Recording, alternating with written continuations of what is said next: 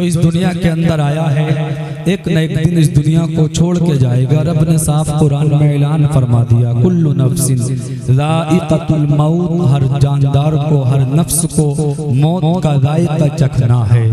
جب ہم اس دنیا کے اندر آئے ہیں تو ہمیں اپنی موت کی تیاریاں کرنی چاہیے۔ 50 سال، 60، 70، 80 سال، زیادہ سے زیادہ کتنے 100 سال یا 100 سال سے زیادہ ہم اس دنیا میں رہ سکتے ہیں، لیکن اس کے بعد بھی ایک نہ ایک دن ہمیں اپنے وقت پر اپنی قبر میں پہنچنا ہے۔ کل قیامت کے دن رب کی بارگاہ میں ہم سب کو حاضر ہونا ہے، تو لہٰذا ہمیں چاہیے کہ جب ہم رب کی بارگاہ میں حاضر ہوں تو اللہ اکبر مسلمانوں، رب تبارک و تعالیٰ دریائے رحمت کا، اللہ تعالیٰ کا دریائے رحمت جوش میں آئے گا اور اللہ تعالیٰ ہم کو جنت کا ٹکٹ عطا فرمائے گا۔ یہ کب ہوگا؟ یہ تب ہوگا جب ہم دنیا کے اندر اچھے کام کریں گے، نیک اعمال کریں گے۔ میں بہت تیزی کے ساتھ اپنے موضوع کی طرف آتا ہوں۔ رب قرآن میں ارشاد فرماتا ہے ان الابرار لفی نعیم، بے شک اللہ تعالیٰ نے نیکوں کے لیے جنت کو بنایا۔ چند منٹ میری گفتگو رہے گی، آپ محبت کے ساتھ سماعت کریں۔ آپ رات کے سناٹے میں بیٹھیں تو کچھ نہ کچھ میری زبانی آقا کی حدیث انشاءاللہ میں آپ تک پہنچانے کی کوشش کروں گا۔ رب فرماتا ہے بے شک میں نے نیکوں کے لیے جنت کو بنایا۔ مختصر خلاصہ کر دو، اللہ رب العزت نے جنت نیکوں کے لیے بنائی ہے۔ اللہ رب العزت نے جنت نمازیوں کے لیے بنائی ہے۔ اللہ رب العزت نے جنت قرآن کی تلاوت کرنے والوں کے لیے بنائی ہے۔ اللہ تعالیٰ نے جنت حاجیوں کے لیے بنائی ہے۔ اللہ تعالیٰ نے جنت نیک لوگوں کے لیے بنائی ہے۔ اللہ تعالیٰ نے جنت ان کے لیے بنائی ہے جو رمضان کے مہینے میں روزہ رکھتے ہیں۔ اللہ تعالیٰ نے جنت ان کے لیے بنائی ہے جو پڑوسی کا حق ادا کر کے زندگی گزارتے ہیں۔ اللہ تعالیٰ نے جنت ان کے لیے بنائی ہے جو دل سے اپنے ماں باپ کی خدمت کرتے ہوئے نظر آتے ہیں۔ اللہ رب العزت نے جنت ان کے لیے بنائی ہے جو انسان کے ساتھ حسن سلوک کرتے ہیں، پڑوسیوں کا بھی حق ادا کرتے ہیں، یعنی اپنا ہر ایک قدم اللہ اور اس کے رسول کی محبت میں گزارتے ہیں۔ یاد رکھو آج ہر انسان جنت میں جانے کا دعویٰ کرتا ہے، میں جنتی، لیکن اللہ قرآن میں صاف فرماتا ہے ان الابرار لفی نعیم، بے شک میں نے نیکوں کے لیے جنت کو بنایا۔ جنت میں جانا چاہتے ہو نمازوں کی پابندی کرنی پڑے گی، جنت میں جانا چاہتے ہو قرآن کی تلاوت کرنی پڑے گی، جنت میں جانا چاہتے ہو رمضان کے روزے رکھنے پڑیں گے، جنت میں جانا چاہتے ہو مال کی زکات نکالنی پڑے گی، جنت میں جانا چاہتے ہو ماں باپ کی دل سے خدمت کرنی پڑے گی، جنت میں جانا چاہتے ہو پڑوسیوں کا حق ادا کرنا پڑے گا، جنت میں جانا چاہتے ہو علماء سے سچی محبت کرنی پڑے گی۔ جب ہم اپنے نبی سے محبت کر کے زندگی کو گزاریں گے اور خدا کی قسم بعد مرنے کے قبر کے اندر جائیں گے اور آقا کا دیدار ہوگا، انشاءاللہ ہم سنیوں کا بیڑا پار ہوگا۔ تو اس لیے اللہ تعالیٰ نے جو ہمیں پیغام دیا، رب نے قرآن میں فرمایا بے شک میں نے نیکوں کے لیے جنت کو بنایا۔ اب ہمیں اچھا راستہ چننا ہے، اچھا راستہ چننا ہے، نیک لوگوں کے راستے پہ چلنا ہے، اللہ کے ولیوں کے دامن سے وابستہ ہو کے زندگی کو گزارنا ہے۔ آگے میرا رب فرماتا ہے وَإِنَّ الْفُجَّارَ لَفِي جَحِيمٍ، بے شک میں نے گناہگاروں کے لیے جہنم کو بنایا۔ اللہ نے جنت بھی بنائی ہے، اللہ نے جہنم بھی بنائی ہے، اللہ نے جنت نیکوں کے لیے بنائی۔ میں نے وہ باتیں آپ کے سامنے رکھ دی۔ آگے رب فرماتا ہے بے شک میں نے گناہگاروں کے لیے جہنم کو بنایا۔ اے انسان سن، رب قرآن میں فرماتا ہے میں نے گناہگاروں کے لیے جہنم کو بنایا۔ مختصر کر کے بتا دوں اللہ نے بے نمازیوں کے لیے جہنم کو بنایا، اللہ نے اللہ اکبر مسلمانوں شرابیوں کے لیے جہنم کو بنایا، اللہ رب العزت نے جواریوں کے لیے، زانیوں کے لیے، نبی کے گستاخوں کے لیے جہنم کو بنایا ہے۔ اگر ہم نمازیں چھوڑیں گے جہنم ہمارا انتظار کر رہی ہے، ہم قرآن سے دور رہیں گے، نبی کی شان میں گستاخیاں کر کے زندگی گزاریں گے، جہنم ہمارا انتظار کر رہی ہے۔ ہم شرابیں پی پی کے زندگی گزاریں گے، جہنم ہمارا انتظار کر رہی ہے۔ اور شراب خدا کی قسم جس کے بارے میں میرے مصطفیٰ فرماتے ہیں اگر کوئی شراب کا ایک قطرہ بھی جان پوچھ کر حلق کے نیچے اتارے تو کیا جنت کی خوشبو بھی نہیں پائے گا۔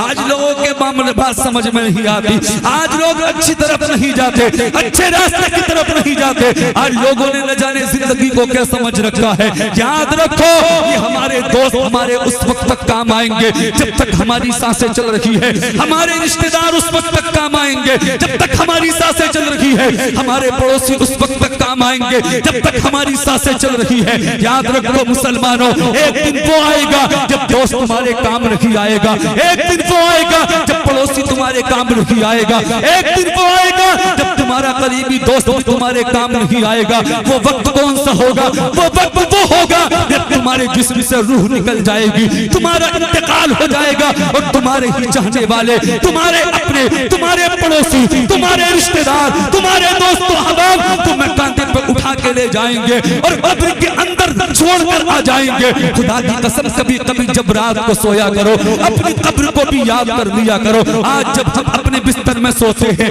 اکیلے تنہا کمرے کے اندر ہوتے ہیں، اچانک اگر لائٹ چلی جائے تو ہم گھبرا جاتے ہیں، ہم ڈر جایا کرتے ہیں۔ اگر ہماری کمرے کی چھت پر اگر چھپکلی ہم کو نظر آ جائے تو ہم ڈر جاتے ہیں، کسی بھی طریقے سے اس چھپکلی کو دور کرتے ہیں۔ لیکن مسلمانوں کبھی تم نے سوچا وہ قبر کا منظر کتنا بھیانک ہوگا، جس کے اوپر بھی مٹی ہوتی ہے، جس کے نیچے بھی مٹی ہوتی ہے، جس کے دائیں بھی مٹی ہوتی ہے، جس کے بائیں بھی مٹی ہوتی ہے، آگے پیچھے مٹی ہی مٹی ہوتی ہے۔ اور آج جب ہم اپنے بستر میں ہوتے ہیں بغیر تکیے کے ہم کو نیند نہیں آتی، اے تکیوں پہ سونے والوں، اے بستر لگا کے سونے والوں، کبھی قبر کے بارے میں سوچا؟ جب رات کو اپنے بستر پہ جایا کرو تو یہ سوچ لیا کرو کہ آج ہم نے نمازیں پڑھی یا نہ پڑھی، آج ہم نے قرآن کی تلاوت کی ہے یا نہیں، آج ہم نے اپنے ماں باپ کو سلام کیا ہے کہ نہیں، آج ہم نے پڑوسی کا حق ادا کیا ہے کہ نہیں۔ لیکن آج ہم نمازوں کو چھوڑ رہے ہیں، قرآن کی تلاوت سے دور ہیں۔ آج نوجوان ماں باپ کو گھور گھور کے زندگی گزار رہا ہے، ماں باپ کو ستا رہا ہے، ماں باپ کو گالیاں دے رہا ہے، ماں باپ کو گھر سے نکال رہا ہے۔ اے ماں باپ کو گالیاں دینے والوں، ماں باپ کو بھوکا ماننے والوں، ایک لقمے کے لیے ماں باپ کو ستانے والوں، ذرا سوچو مرنے کے بعد جب اپنی قبر کے اندر جاؤ گے اور قبر کے اندر اگر میرے آقا نے چہرہ پھیر لیا تو بولو کوئی دوست بچانے نہیں آئے گا، قبر میں تمہارا ساتھی بچانے نہیں آئے گا، قبر میں تمہارا رشتہ دار بچانے نہیں آئے گا۔ ایک ذات ہے جو قبر میں بھی تمہارے کام آئے گی، ایک ذات ہے جو کل قیامت کے دن تمہارے کام آئے گی۔ اسی ذات سے اپنا رشتہ مضبوط کر لو، وہ ذات کوئی اور نہیں، وہ ذات حسنین کے نانا کی ذات ہے، وہ ذات نبیوں کے امام کی ذات ہے۔ اگر دنیا میں ترقی چاہتے ہو، بات کرتے کہ قبر میں سکون چاہتے ہو، کل قیامت کے دن جنت چاہتے ہو، تو نبی کی محبت دل میں بسا کے زندگی گزارنا شروع کر دو، یقیناً دنیا میں بھی کامیاب رہوگے، بعد مرنے کے قبر میں بھی کامیاب۔ لیکن آج ہم ہیں نوجوان اپنے ماں باپ کو ستا رہے ہیں، پڑوسی پڑوسی کو ستا رہا ہے، رشتہ دار میں بول چال بند۔ آج ہم اپنی مرضی سے زندگی گزار رہے ہیں، آج ہم شریعت کے مطابق نہیں بلکہ اپنی طبیعت کے مطابق زندگی گزار رہے ہیں۔ دل میں آیا تو امام صاحب کو سلام کر لیا، دل میں آیا تو پڑوسی کا حق ادا کر لیا، دل میں آیا تو قرآن کی تلاوت کر لی، دل میں آیا تو نماز پڑھ لی۔ اے لوگوں کب تک اپنی زندگی کے مطابق اپنی منمانی کرو گے؟ کب تک اپنے آپ زندگی گزارو گے؟ کامیابی چاہتے ہو، ترقی چاہتے ہو، بعد مرنے کے قبر میں سکون چاہتے ہو تو نبی کے دامن سے وابستہ ہو جاؤ، آقا کے فرمان پہ عمل کر لو۔ ہمیں فرصت ہی نہیں، ہمیں فرصت ہی نہیں، ہم کہاں آقا کے فرمان پہ عمل کرتے ہیں؟ ہم تو آقا کا فرمان سننے کے لیے تیار نہیں، ہم تو آقا کی حدیث سننے کے لیے تیار نہیں۔ آؤ سنو بات کو مکمل کر لوں۔ میرے مصطفیٰ نے ارشاد فرمایا تھا قیامت کا دن ہوگا، نفسی نفسی کا عالم ہوگا، کل قیامت کا دن جنت 5 لوگوں کو تلاش کرے گی۔ بول دو محبت سے سبحان اللہ۔ اس حدیث میں پیغام لے جاؤ اور میں بات کو مکمل کر لوں۔ کتنے لوگوں کو؟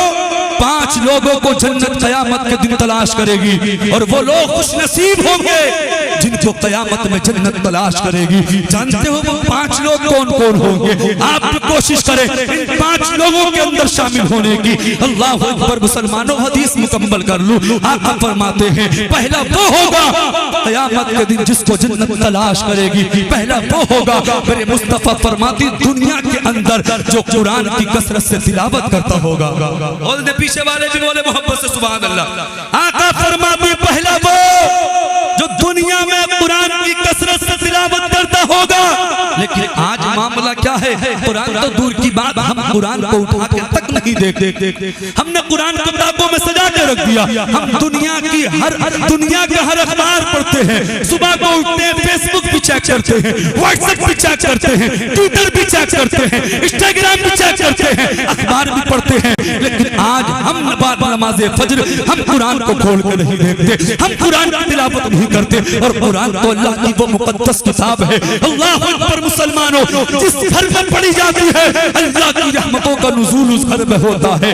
آج لوگ کہتے ہیں ترقی ترقی ترقی، برکت نہیں ہو رہی، برکت نہیں ہو رہی۔ آج ہم نے ان کاموں کو چھوڑ دیا ہے جن کاموں کے کرنے سے گھر میں برکتیں ہوتی ہیں۔ وہ کام کیا ہے؟ وہ کام نماز ہے، وہ کام قرآن کی تلاوت ہے۔ مصطفیٰ فرماتے ہیں جو دنیا میں کثرت سے قرآن کی تلاوت کرے گا قیامت کے دن جنت اس کو تلاش کرے گی۔ سبحان اللہ۔ اس لیے قرآن سے رشتہ مضبوط کرو، قرآن کی تلاوت کیا کرو، ایک پارہ نہ صحیح، آدھا پارہ نہ صحیح، کم سے کم 2-4 رکوع روزانہ قرآن کی تلاوت کیا کرو، اور اپنے بچوں کو قرآن کی تعلیم دلاؤ، اپنے بچوں کو قرآن پڑھنا سکھاؤ۔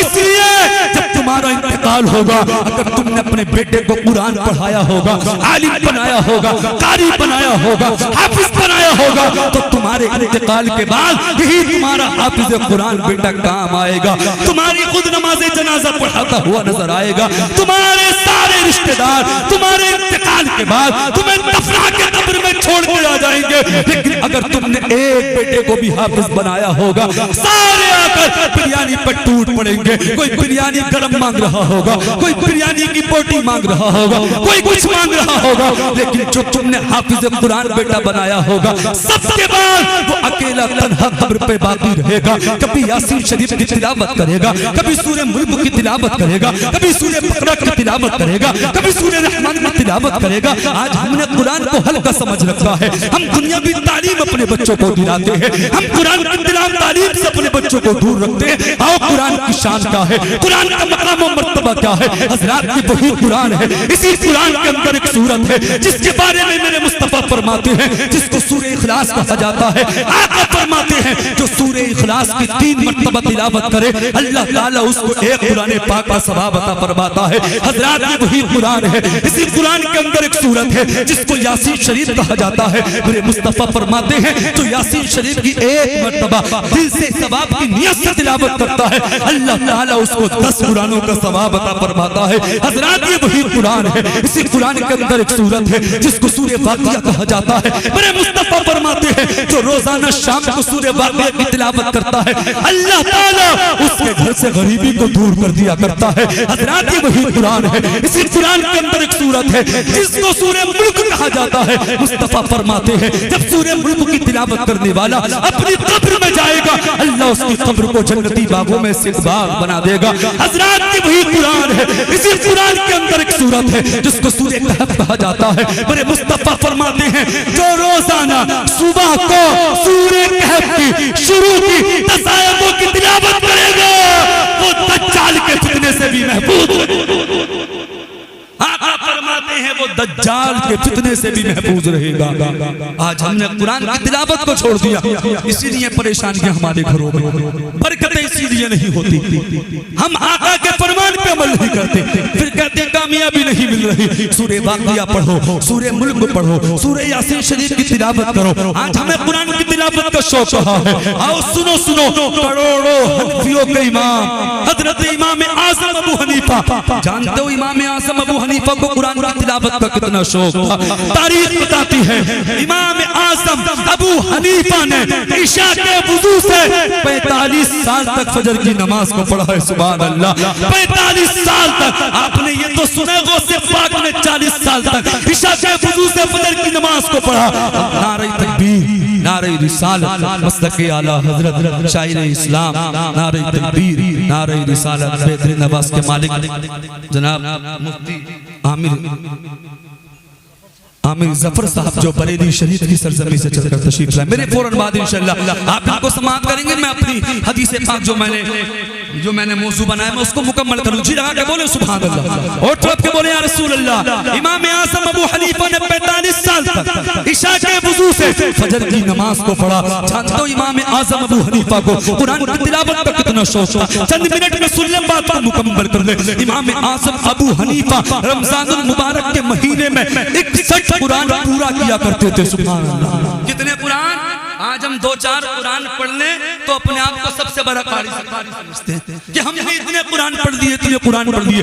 امام اعظم ابو حنیفہ کروڑوں حنفیوں کے امام رمضان کے مہینے میں 61 قرآن ختم کیا کرتے تھے, مکمل کیا کرتے تھے. 30 قرآن دن میں, 30 قرآن رات میں اور 1 قرآن نماز تراویح میں ادا کیا کرتے تھے, پڑھا کرتے تھے. اللہ اکبر. مسلمانوں تاریخ بتاتی ہے امام اعظم ابو حنیفہ نے ایک روایت کے مطابق 55 حج کیے. سبحان اللہ 55 حج کیے. ایک روایت کے اندر آتا ہے امام اعظم ابو حنیفہ جس مکان میں وصال ہوا, انتقال ہوا, اسی مکان میں انتقال سے پہلے آپ نے 7000 مرتبہ قرآن پاک کو ختم کیا. سبحان اللہ 7000 مرتبہ قرآن پاک کو مکمل کیا. جانتے ہو اور ان کے بارے میں امام اہل سنت اعلیٰ حضرت فرماتے ہیں امام اعظم ابو حنیفہ کا 30 سال کا معمول تھا, 30 سال کا دستور تھا. جانتے ہو کیا دستور تھا؟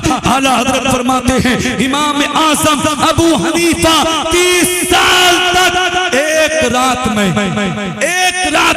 30 سال تک یعنی ہر رات ایک رکعت میں. اعلیٰ حضرت فرماتے ہیں امام اعظم 30 سال تک ہر رات پہلی رکعت میں ایک قرآن پاک مکمل کیا کرتے تھے. سبحان اللہ.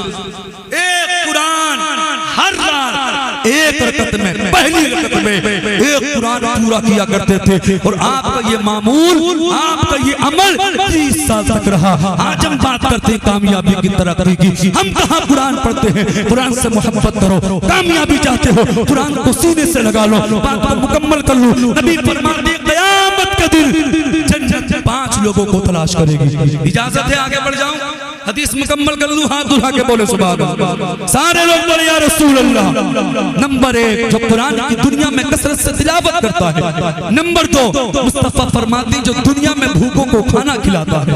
اللہ نے دولت سے نوازا ہے, دولت عطا کی ہے, تو دنیا کے اندر پڑوسیوں کو کھانا کھلاؤ, بھوکوں کو کھانا کھلاؤ, یتیموں کو کھانا کھلاؤ, مسکینوں کو کھانا کھلاؤ. اگر تم نے یہ نہ کیا تو کل قیامت کے دن اللہ کی بارگاہ میں یہ جواب بھی دینا ہوگا. یتیم مسکین کل قیامت کے دن رب کی بارگاہ میں کہیں گے مولا یہ میرے محلے کے مالدار ہیں, امیر ہیں, ان پر دنیا میں ہمارا حق تھا, انہوں نے وہ ہمیں نہ دیا, آج ہم ان سے اپنا حق مانگیں گے. اللہ اکبر. مسلمانوں وقت بہت ہو رہا ہے. نمبر 3 سنیں. تیسرا وہ شخص کون سا ہوگا قیامت کے دن جس کو جنت تلاش کرے گی؟ مصطفیٰ فرماتے ہیں جو ننگوں کو کپڑا پہناتا ہے, جو ننگوں کو کپڑا پہناتا ہے, جو یتیموں کی مدد کرتا ہے, غریبوں کو کپڑے پہناتا ہے. چہروں کی محفل میں آنے والوں کچھ نہ کچھ پیغام لے کے جاؤ. آج ہمارے نوجوان اپنا پیسہ خرافات میں بہت خراب کرتے ہیں. شادی کسی نوجوان کی ہونے لگے 10-20 ہزار کے پٹاخے, 10-20 ہزار کے پٹاخے. میں اس نوجوان سے بڑی محبت سے کہنا چاہوں گا تو 10-20 ہزار کے پٹاخے اپنی شادی میں نہ لے کے آ, بلکہ اپنی شادی میں کام کیا کر. اپنی بستی کے 2-4 غریبوں کو اپنے ساتھ لیا کر. شادی کی تاریخ سے پہلے جب جو اپنی شادی کے لیے کپڑے لے کے جائے, کپڑے لینے کے لیے جائے تو اپنی غریب کے 2-4 غریبوں کو, اپنی بستی کے 2-4 غریبوں کو اپنے ساتھ لے جایا کر, اور ان غریبوں کو اللہ اکبر کپڑے دلا دیا کر, اور اپنے ساتھ انہیں لباس میں ان کو برات میں لے جایا کر. خدا کی قسم ادھر وہ بستی کے غریب خوش ہوں گے, ادھر تجھ سے میرے آقا راضی ہو جائیں گے. خرافات کرنے سے, آتش بازی کرنے سے, ڈیجے باجے سے ہو سکتا ہے کل قیامت کے دن تم کو جہاں تمہارے جہنم میں جانے کا سبب بن جائے. اگر تم نے خرافات کو بند کر کے کسی غریب کی مدد کر دی, کسی یتیم کی مدد کر دی, کسی مسکین کی مدد کر دی, تو وہ مسکین بھی خوش ہو جائے گا, اللہ بھی خوش ہو جائے گا اور اللہ کے رسول بھی خوش ہو جائیں گے۔ تو ننگوں کو کپڑا پہناؤ، یعنی مظلوموں کو کپڑا پہناؤ، یتیموں کو کپڑا پہناؤ۔ نمبر 4 سنیں، میرے مصطفیٰ فرماتے ہیں جو تھا وہ ہوگا جو دنیا میں اپنی زبان کی حفاظت کرتا ہوگا۔ غور کریں، میں بھی اپنے اوپر غور کروں، آپ بھی اپنے اوپر غور کریں۔ آج نوجوان بلا وجہ گانے گنگناتے ہیں، چوراہوں پر گالیاں دیتے ہیں، بلا وجہ گناہوں کے دلدل میں پھنستے ہیں۔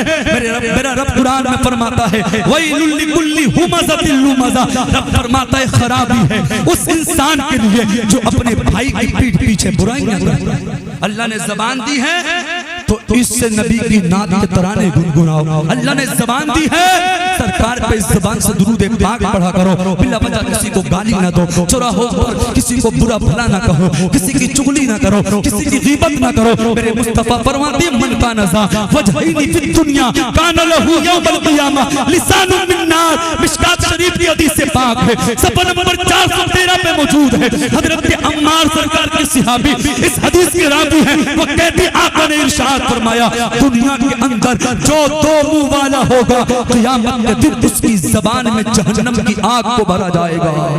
مصطفیٰ فرماتی 2 منہ سے مراد دنیا میں جو چغلی کرتا ہوگا، غیبت کرتا ہوگا، ایسے انسان کی زبان میں قیامت کے دن جہنم کی آگ کو بھرا جائے گا۔ زبان سے کسی کو برا بھلا نہ کہو، گالی نہ دو، کسی کی چغلی نہ کرو، بلکہ اللہ نے زبان دی ہے سرکار پر درود پڑھو، سرکار پر سلام پڑھو، کہ ہو سکے تو آپ کو وقت ملے، آپ کو ٹائم ملے تو کم سے کم روزانہ سرکار پر 313 مرتبہ درود پاک پڑھ لیا کرو۔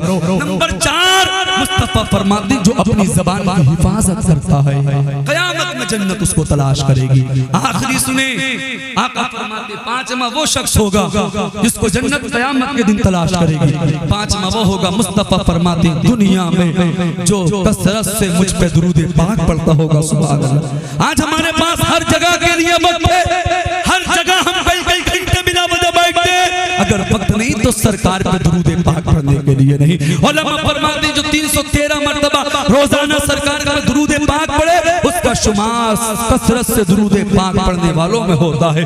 اس لیے اپنی زندگی کو اچھا کر لیں، دنیا میں کامیابی چاہتے ہو، ترقی چاہتے ہو، ماں باپ کی دل سے خدمت کریں، کیونکہ ماں باپ راضی ہیں، نماز اللہ کی بارگاہ میں قبول ہے، ماں باپ راضی ہیں، روزے اللہ کی بارگاہ میں قبول ہے، ماں باپ راضی ہیں، حج اللہ کی بارگاہ میں قبول ہے۔ اگر ہمارے ماں باپ ہم سے ناراض ہیں، کوئی بھی عبادت ہماری اللہ کی بارگاہ میں قبول نہیں ہو سکتی۔ اور میں تو آخر میں اتنا کہوں گا، دنیا کے اندر ماں باپ کی بد دعائیں نہیں بلکہ ماں باپ سے دعائیں لے کے زندگی کو گزارا۔ آج ہر انسان، بس آخری بات ختم، آج ہر انسان ترقی چاہتا ہے، کامیابی چاہتا ہے۔ پیروں کو بھی اپنے گھر بلاؤ، پیروں کی بھی خاطر کرو، پیروں کی بھی خدمت کرو، لیکن سب سے بڑا اگر کوئی پیر تمہارے گھر میں ہے تو تمہارا بوڑھا باپ ہے، تمہاری بوڑھی ماں ہے۔ جب تک وہ راضی نہیں ہوں گے اللہ تم سے راضی نہیں ہو سکتا، اللہ کا رسول تم سے راضی نہیں ہو سکتا۔ جانتے ہو ماں کی دعا میں کتنا اثر ہے؟ 1.5 منٹ کی بات سن لے اور دل کی تختی پہ نوٹ کر لے۔ اللہ اکبر، مسلمانوں ایک شخص تھا جو بڑا گناہگار تھا، بدکار و بدفعال تھا، طرح طرح کے گناہ کیا کرتا تھا۔ اللہ اکبر، مسلمانوں مختصر بتا دوں، جب اس کا انتقال ہوا، انتقال کے بعد اس کو کسی نے خواب میں دیکھا۔ کیا دیکھا؟ وہ جنت میں جنتی لباس پہنے ہوئے ہے، جنت میں حاجیوں کے ساتھ ہے۔ جس نے اس کو خواب میں دیکھا، جانتے اس نے معلوم کیا، وہ کہنے لگا تم تو بڑے گناہگار تھے، بدکار و بدافعال تھے، طرح طرح کے گناہ کیا کرتے تھے، تم کو جنت کیسے ملی، جنتی لباس کیسے ملا، جنت میں حاجیوں کا ساتھ کیسے ملا؟ وہ کہنے لگا ہاں میں دنیا میں گناہ تو کیا کرتا تھا، طرح طرح کے گناہ کیا کرتا تھا، لیکن میرا ایک عمل تھا۔ وہ کہنے لگا کون سا عمل تھا؟ وہ کہنے لگا میرا عمل یہ تھا، جب میں اپنے گھر سے نکلتا تھا، میرے گھر میں میری بوڑھی ماں رہتی تھی، میں اپنے سر کو اپنی بوڑھی ماں کے قدموں میں رکھ دیا کرتا تھا۔ جب میں اپنے سر کو اپنی بوڑھی ماں کے قدموں میں رکھتا تھا تو میری ماں میرے لیے دل سے دعا کرتی تھی اور کہتی تھی مولا میں اپنے بیٹے سے راضی ہوں، تو بھی میرے بیٹے سے راضی ہو جا، میرے بیٹے کے گناہوں کو معاف کر دے۔ وہ شخص کہتا ہے اے انسان، اللہ نے میرے مردے کے بعد میرے گناہوں کو نہ دیکھا بلکہ میری ماں کی دعا کو قبول کر دیا، اور ماں کی دعا کی وجہ سے مجھے جنتی بنا دیا، جنت میں حاجیوں کا ساتھ عطا فرمایا۔ اسلام زندہ باد، وما علینا الا البلاغ۔ السلام علیکم۔